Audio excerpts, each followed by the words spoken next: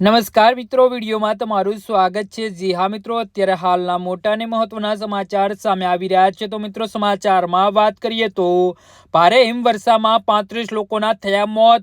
ઉત્તરી જાપાનમાં હાલ દાયકાઓથી સૌથી ભયંકર હિમવર્ષાનો સામનો કરી રહ્યું છે।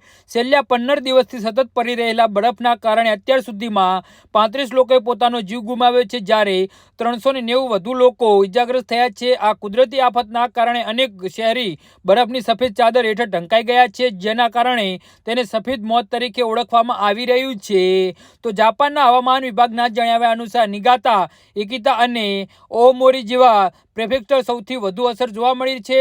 કેટલાક વિસ્તારોમાં 2 મીટર સુધી બરફની થર જામી ગયા છે। ઓમોમોરીમાં 183 સેમી બરફ નોંધાયો છે, જે હાલ 40 વર્ષથી સૌથી મોટો રેકોર્ડ છે। મોટા ભાગના મોત ઘરની છત પરથી બરફ સાફ કરતી વખતે લપસી પડવાથી અથવા તો કાતિલ ઠંડીના કારણે હાર્ટ એટેક થવાથી થયા છે।